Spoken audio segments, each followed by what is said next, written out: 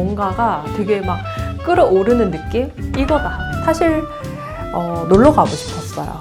놀러를 가겠다고 하면 당연히 못 가게 할 거잖아요. 프랑스 파리에 이제 유명한 플로리스트가 있다. 공부를 하고 올게. 가서는 굉장히 좋았습니다. 대표님 처음에 꽃은 어떻게 시작하게 되셨어요? 처음에 어떻게 꽃을 시작했는지 정말 많이 물어보거든요.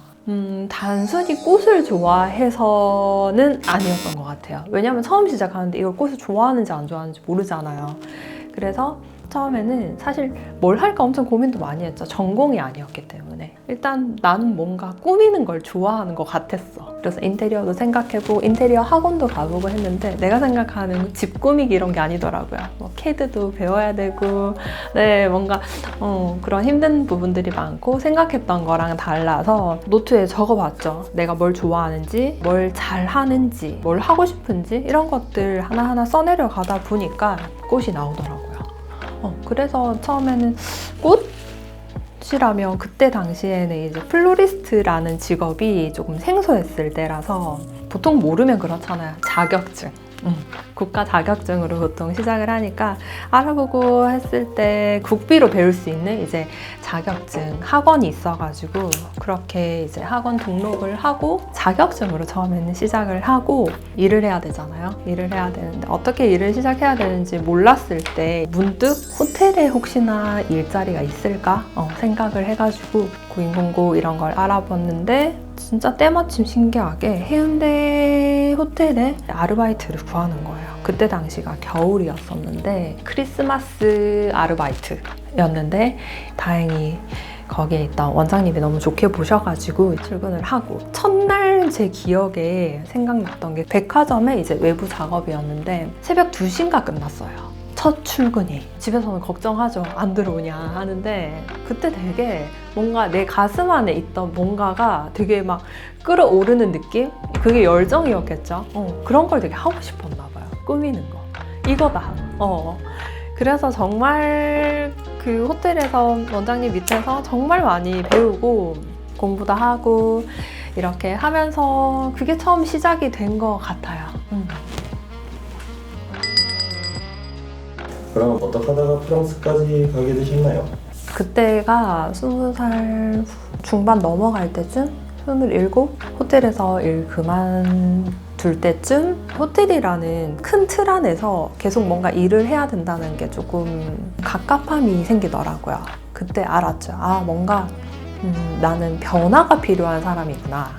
그런 자극이 필요한 사람이구나를 조금 알게 되고 그때 당시 외국 자료를 제가 엄청 많이 보고는 했었는데 그때 뭐 하우스 웨딩, 지금 유행하는 야외 웨딩 이런 것들을 많이 자료를 보고 외국에 대한 항상 갈망이 있고 그랬을 때 사실 놀러 가고 싶었어요. 외국을 놀러 가고 싶었는데 그때 항상 유럽에 막 테러가 일어날 때였는데 제가 부모님한테 이제 놀러를 가겠다고 하면 당연히 못 가게 할 거잖아요.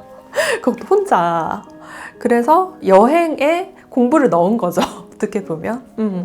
이제 프랑스 파리에 이제 유명한 플로리스트가 있다. 공부를 하고 올게 하니까 이제 사실 조금 불안해하기도 하고 걱정도 많이 하긴 했는데 제가 하겠다 하면 말리지 못하는 부모님이셔서 고집이 굉장히 셌죠. 그래서 제가 하고 싶은 게 있다고 하면 항상 해야 되는 성격이라 그렇게 해서 떠났던 프랑스였고 가서는 굉장히 좋았습니다.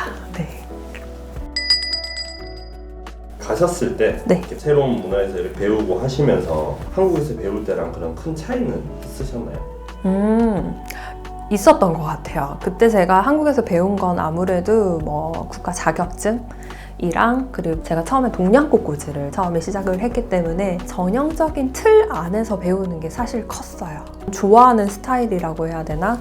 그런 스타일을 왜 좋아하는지 알아봤더니 뭔가 정형화되어 있는 틀이 아니더라고요. 조금 자유롭고 그 안에서의 뭔가 질서도 있는 그런 느낌이었어서 그런 느낌이 제일 컸고요. 제가 카트린 뮬러에서 배웠을 때 제일 많이 보고 배운 건 그거였던 것 같아요. 뭔가 정형화되어 있는 틀이 아닌 꽃만 쓰는 게 아니라 이제 다양한 나무 소재도 쓰고 이제 열매 종류도 써보고 이제 꽃들도 써보고 그리고 다양한 크기의 꽃들도 써보고 이렇게 하면서 아 정말 우리가 흔히 아는 장미라든지 뭐 수국이라든지 이런 게 예쁜 것만은 아니구나. 정말 다양한 꽃들이 모였을 때 그런 꽃들을 한데 어우러졌을 때 그게 정말 예쁜 거구나 느끼고 사실 유럽은 자연이 너무 잘 되어 있잖아요. 우리나라보다 더 잘 되어 있으니까 그런 부분에서의 배움도 되게 컸던 것 같아요. 자연에서의 그런 예쁜 잡초라든지 그 땅에 피어오르는 그런 잡초도 예쁘거든요. 그 안에서의 이제 각각 다 꽃들의 높낮이도 있고 크기도 다 다르고 이런 것들을 한데 모았을 때 그런 느낌이지 않나 생각도 들고 일단 정형화되어 있는 그런 스타일이 아니어서 더 좋았던 것 같아요. 네.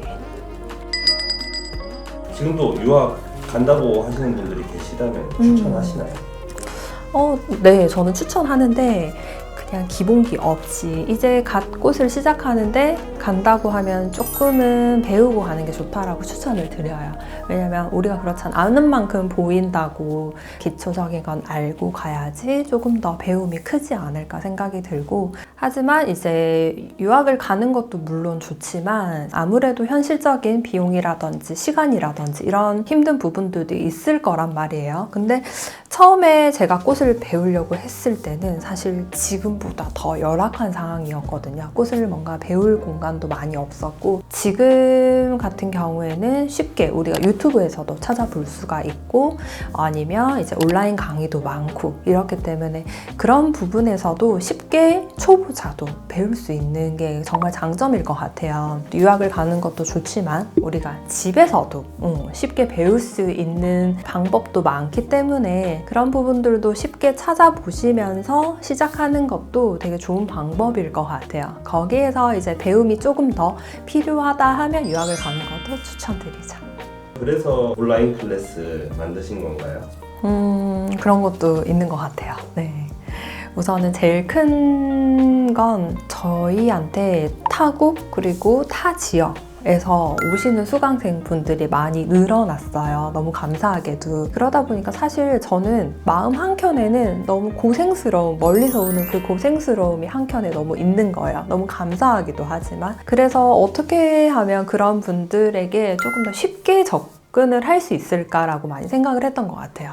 근데 외국에는 그런 온라인 강의도 많고 한데 이제 우리나라는 그렇게 활성화되어 있는 게 없다 보니까 제가 조금 시작을 해보면 되지 않을까 해서 한두 개의 커리큘럼이 아니라 정말 우리가 창업반에서 들을 수 있는 정말 많은 커리큘럼들을 온라인 강의에 조금 많이 넣었던 것 같아요. 멀리서 오시는 분들도 그런 클래스를 들으시면서 조금 더 많이 배워가실 수 있다라고 얘기도 하고 물론 지금 오프라인에서 창업반 듣고 계시는 분들도 수업이 끝나면 이제 저랑 정말 끝이 아니라 온라인 강의를 들으면서 더 연습을 할 수 있다고 해서 더 좋아하시더라고요. 그래서 잘했구나 스스로 이렇게 느끼고 있습니다. 네. 마지막으로 플로리스트를 꿈꾸는 분들에게 한마디 해주신다면요? 요즘은 정말 배울 수 있는 방법들이 굉장히 많잖아요. 온라인 강의라든지 유튜브 그리고 근처에 가까운 플라워샵에서 배울 수도 있고 어떤 방법이든 상관은 없는 것 같아요. 내가 원하는 방법으로 배움을 받으시면 되는데 제일 중요한 건 그건 것 같아요. 내가 어떤 걸 하고 싶은지. 플로리스트가 정말 하는 일이 많아요. 이 꽃을 배우면서 내가 창업을 할 건지 취업을 할 건지 취업 중에서도 종류가 많잖아요. 공간을 꾸미는 일이라든지 이제 그냥 꽃집을 생각한다든지 혹은 창업을 한다면 어느 위치에서 어떤 꽃집을 하고 싶은지 정말 구체화로 목표를 정하는 게 굉장히 중요하더라고요. 저도 정말 느끼지만 빌프랑을 처음 시작했을 때도 마찬가지로 목표가 있는 사람과 없는 사람은 목표는 정말 차이가 많이 나요.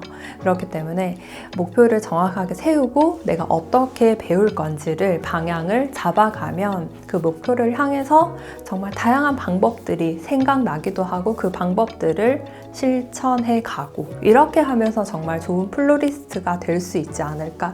그리고 좋은 플로리스트가 따로 없어요. 내가 원하는 그런 스타일을 만드는 사람인 것 같아요.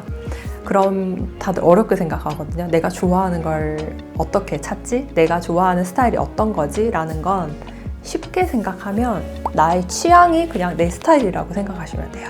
저 같은 경우도 뭔가 꽃을 이렇게 보았을 때 너무 쨍한 비비드한 톤보다는 한 톤 다운된 톤을 좋아하고 이렇게 깔끔한 화이트 톤을 좋아하고 그리고 너무 정형화되어 있는 꽃 느낌보다는 이렇게 나무 소재도 굉장히 좋아하는 게 결국 빌프랑의 스타일이 되고 있는 것 같더라고요. 그렇기 때문에 저도 지금 창업반 분들한테 굉장히 많이 하는 얘기인데 한 분 한 분 결국에는 창업반이 끝나고 나서 다 창업을 하실 텐데 다들 똑같은 스타일의 꽃집이 아니라 개개인의 개성을 살려서 할 수 있는 꽃집을 만들어라 라고 꼭 얘기를 하는 것 같아요. 그래야 우리가 차별성이 있잖아요. 그렇기 때문에 본인이 정말 좋아하는 스타일을 찾아 나가는 플로리스트가 되셨으면 좋겠습니다. 네, 할 수 있어요. 마무리 인사는 대표님 직접 해주시겠어요? 네, 오늘 짧지만 저와 함께한 많은 이야기들을 함께 하셨는데요. 제가 말씀드린 부분들이 플로리스트를 준비하시는 분들에게 많은 도움이 되셨기를 바랍니다. 더 많이 궁금하신 부분들이 많을 거라 생각이 들어요. 그럴 때는 우리 댓글에다가 남겨주시면 제가 하나하나 다 답변해 드리도록 하겠습니다. 네, 물론 우리 빌프랑 구독과 좋아요 부탁드릴게요. 함께 해주셔서 감사합니다.